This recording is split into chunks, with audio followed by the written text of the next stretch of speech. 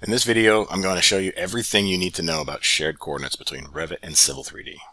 I'll also show you how to pull everything together in the Autodesk Construction Cloud, so stick around.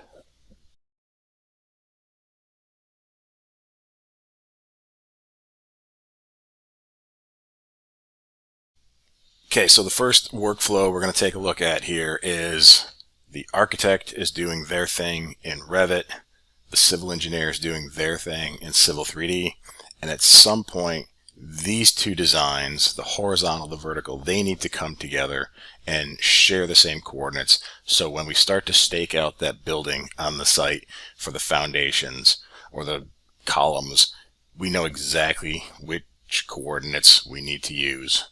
And so everything is in the right location geographically. We're not encroaching or going over into somebody else's property because we had blown coordinates.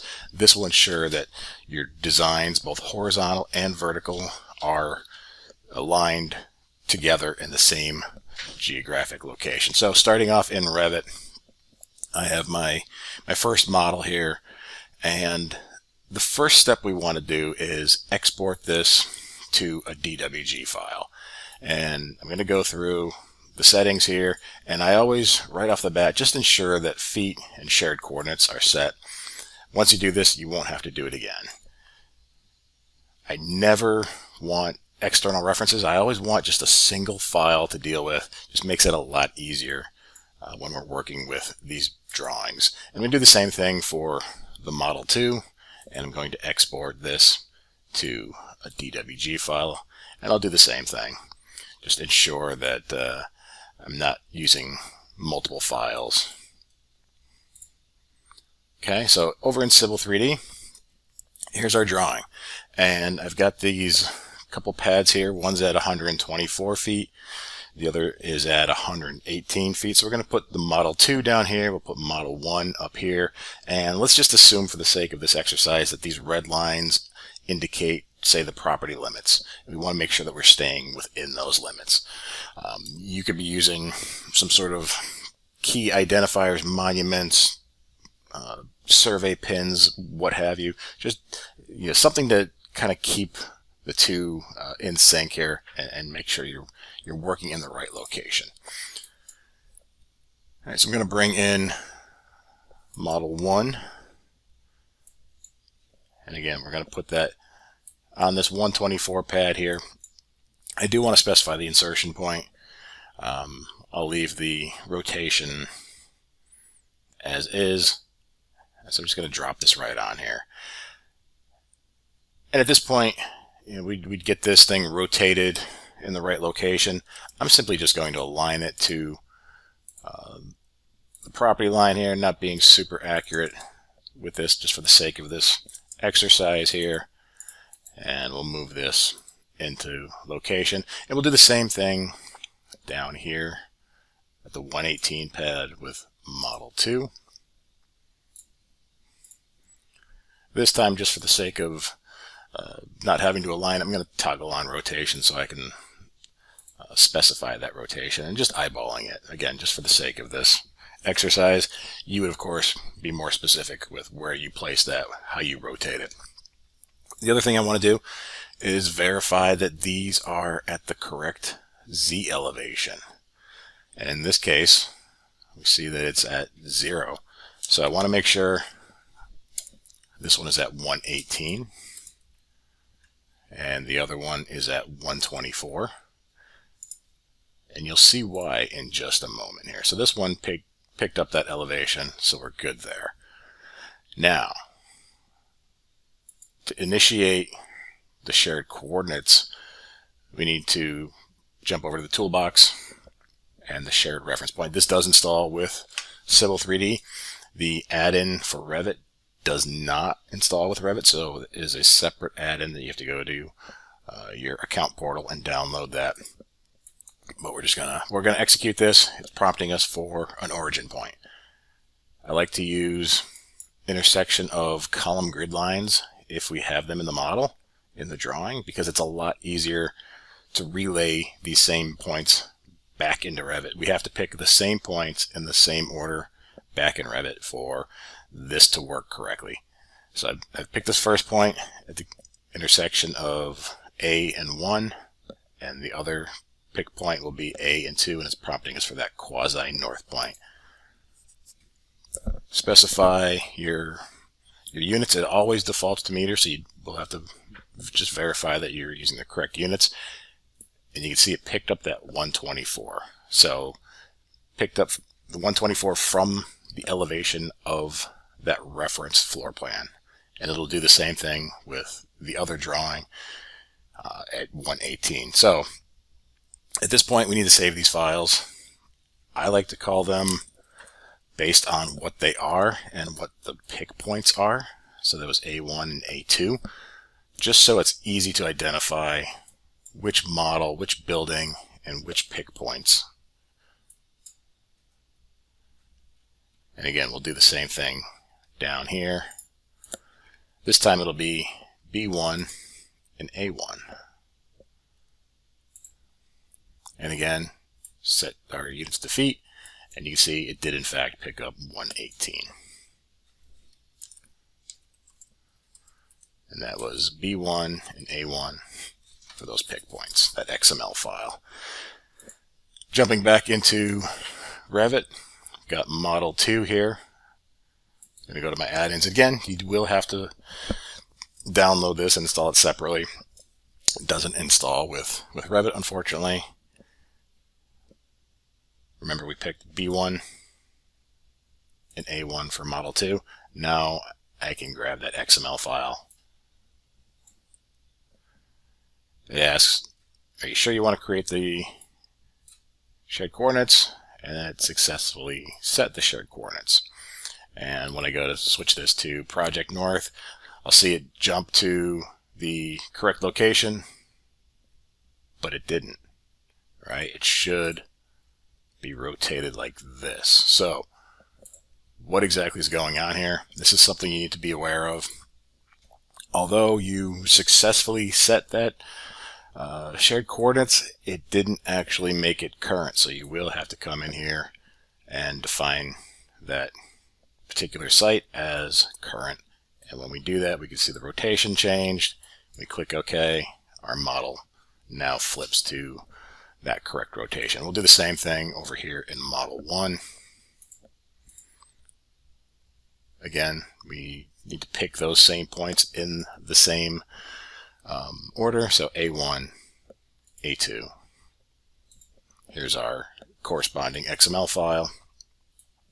Yes, okay. And again, didn't do anything. We need to set that current.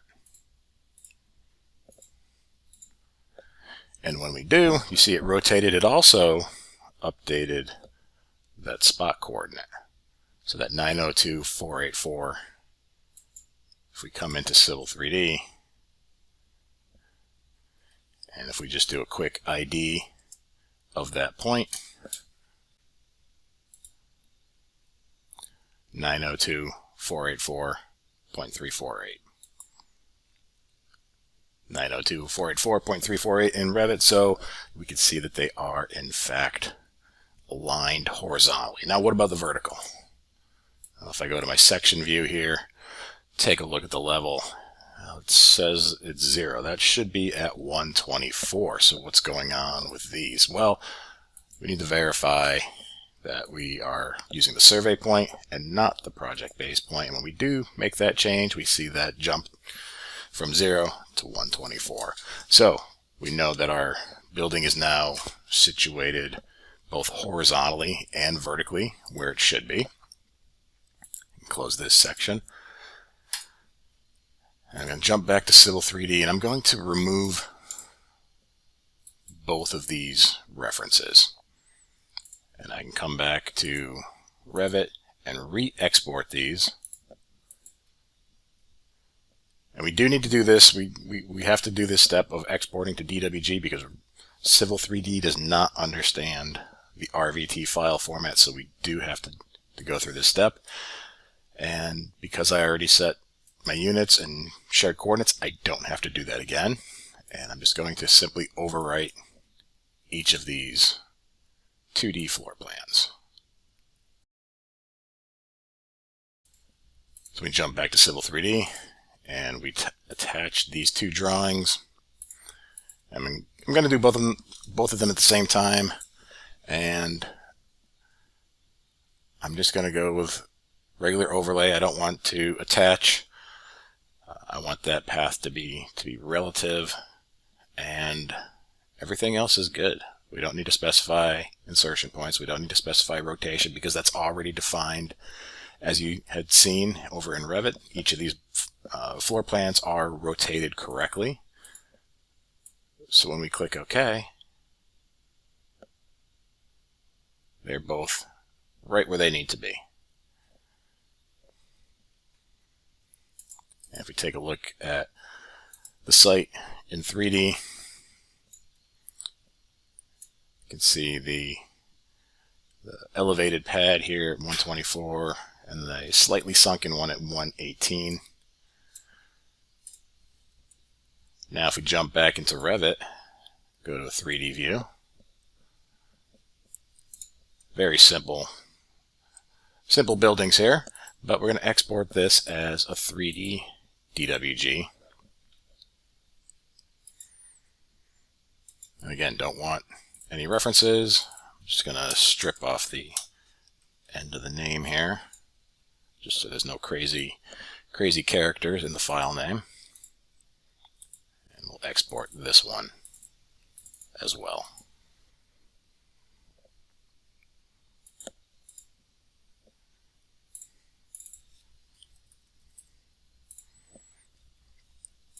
So now that we have both of our buildings exported as 3D DWGs, we can do the same thing. We can bring these into Civil 3D just as we had done with the 2D, selecting both of them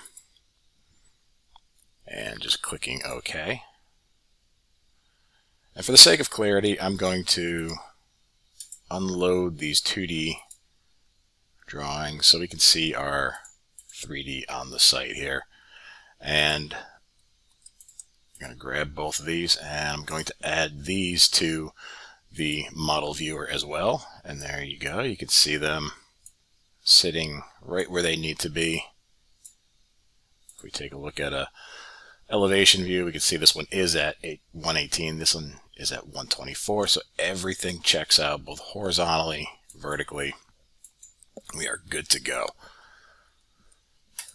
Now we can take this site plan and bring this into Revit, and we can start to build our surface off of these contours. So to do that, I'm going to start a new drawing or a new model in Revit.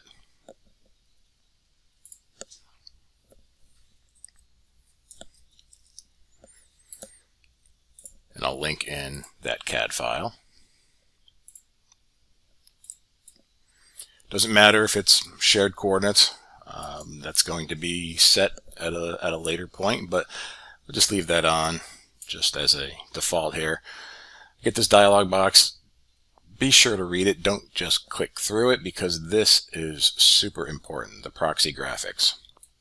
If I click close, and I take a look at the drawing here inside of Revit, all I get is this property line and this M text and a boundary line. So what's going on here? Well, we need to first unload this, remove it from our model, jump back to Civil 3D, and we need to enable proxy graphics. We need to turn that on. So currently it is set to 0. I need to set it to 1 and then save that drawing. And what that's going to do is it'll allow me to be able to see these contour lines inside of Revit. As these AEC objects, we'll be able to see those proxy graphics of the contour. So just like we had done before, link the CAD, align it. Now I can see those contours. Alright, so we'll jump to a 3D view. And I want to create a surface from these contours. So on the massing and site, topo salad, create from import, create from CAD, select our linked DWG, turn off all of the layers and just select your contour layers. In this case, mine are topo major, topo minor, click OK. Line is in sketch is slightly off axis. That's fine because contour lines are never perfectly straight and parallel the way Revit wants things. But look at what happened here. We've got these gaps, we've got these holes. So what's going on with that? Well, it is all in the way that that topo solid, that surface was created. So if I go back to create from import, CAD, go down and check my major and minor layers and my boundary of the surface.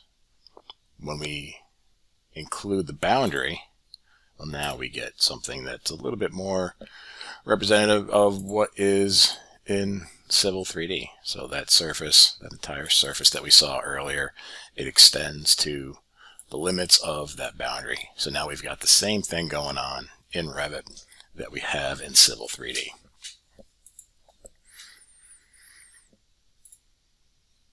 Alright, so I'm going to close Model 1 and Model 2. Save them, just so we don't run into any issues when we link these into this model.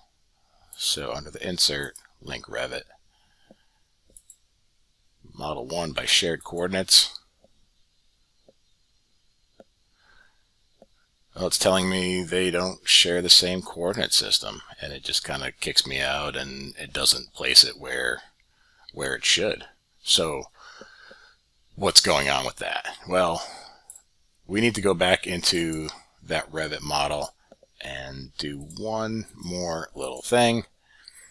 So I'm going to open up that Model 1 and just make sure I grab the correct one here.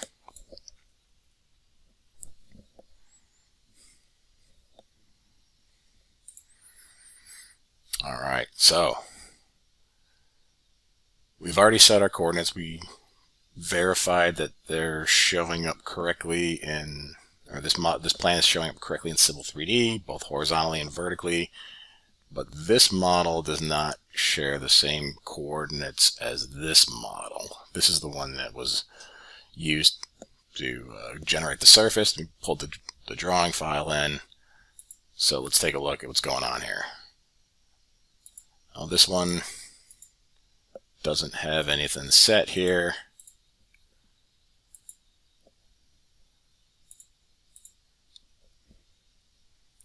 And neither does this. It just has a different site, which is a slightly different coordinate system there. So they're not the same. So if we bring that CAD file in and align it, look at that. It lines up exactly where it should. And it also changed our coordinate system. So it knows the exact code. In this case, it's located in Connecticut, and it's the NAD 83 coordinate system. So I'm going to remove that link.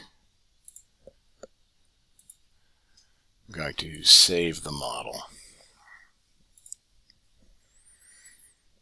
And over here, what we can do, since we've brought in that DWG, we can simply acquire the coordinates from it. And there we go. That same coordinate system code, the NAD 83 for Connecticut. So now, if I close Model 1, just so there's no messages saying that I can't link it because it's already open. If I insert that Revit link by shared coordinates, I get this dialog box now. It wants me to pick a site. What site does it want to be? In this case, I want it to be the Model 1. And there we go. Sitting right where it should on that site at the correct elevation.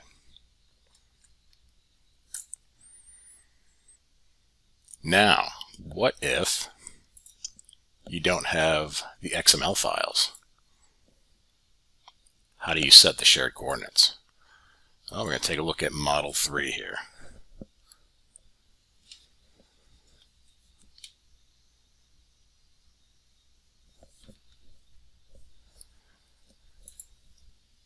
And in here, we're going to link that CAD drawing, that site model.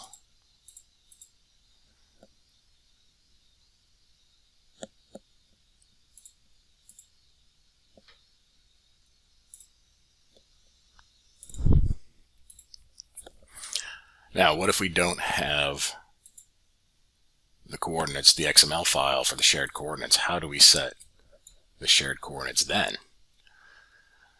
Well, I'm going to open up this Model 3, and we can simply link in that CAD file of the site that we have. And we get these messages that basically says it doesn't share the same coordinate system. What do you want to do? All right, so simply going to move that underlying CAD drawing into the right location. I will rotate it, get it set where it needs to be, etc. And what I can do is I can simply acquire coordinates at this point.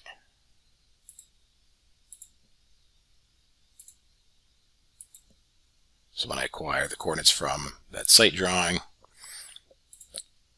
it also sets the coordinate system code as well.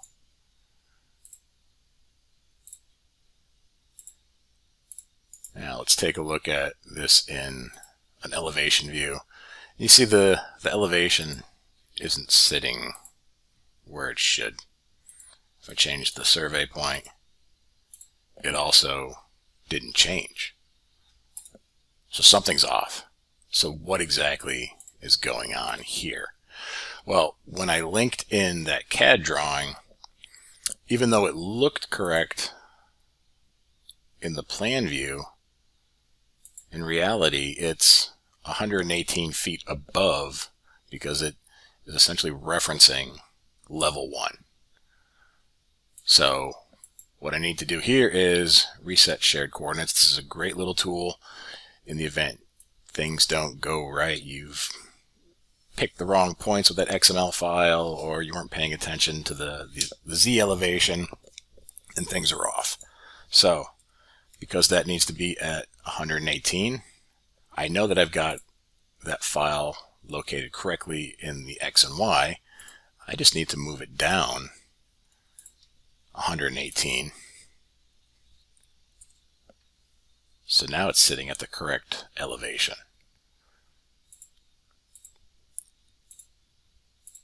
And when I acquire those coordinates, coordinate system code updates, as does the elevation. So now we're aligned both horizontally and vertically. Didn't have to use the XML file, just used the DWG as that reference.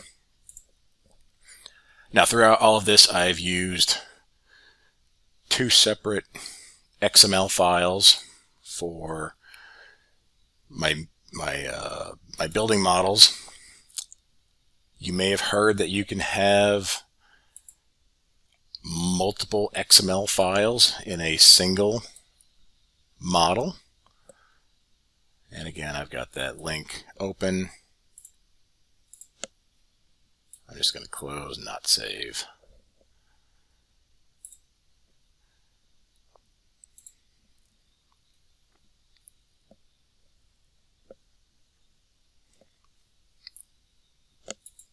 So in this particular model, I could, if I wanted to, I could bring in the Model 2 XML file, and we'll do that right now.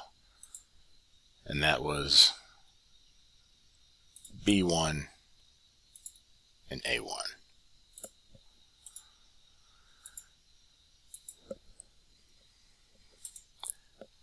Now the problem with doing that is if you are using a single drawing, single model as your documentation, let's say you have a housing development and all the houses are the same.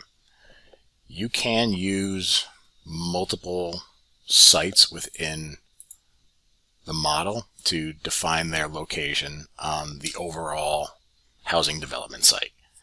The problem comes with coordination and the documentation.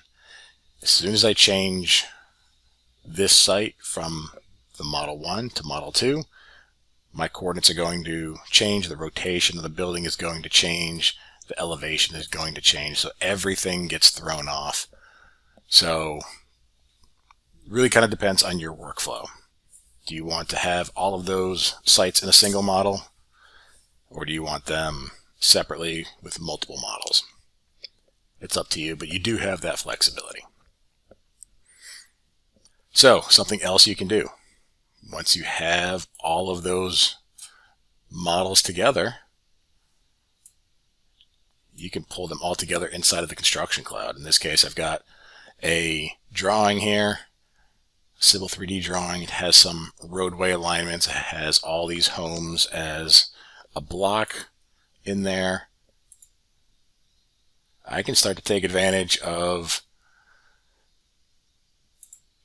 the civil tools and viewing the model along an alignment and seeing everything as it's cutting through where those underground utilities are in relation to the homes. And this is all because of shared coordinates. Something else you can do, model coordination. I have the underground utilities as a DWG. I have a shared surface from Civil 3D, and a shared surface is simply just the surface, and that is generated from the Collaborate tab and publish a surface directly to Autodesk Docs.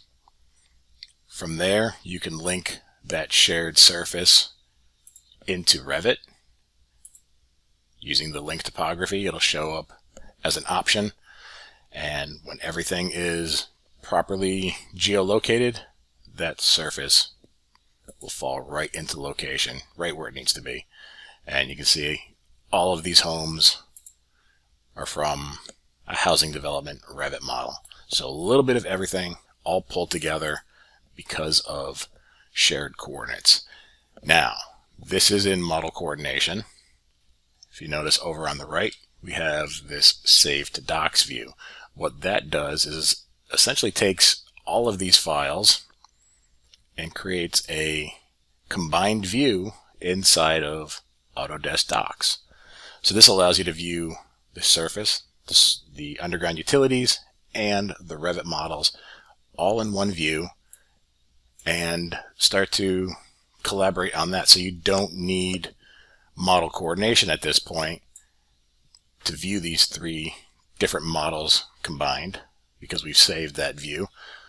So this allows just users of Docs, just a Docs entitlement, to start to collaborate on issues that they find in the model. In this case, we have a very low elevation for the bottom of this structure.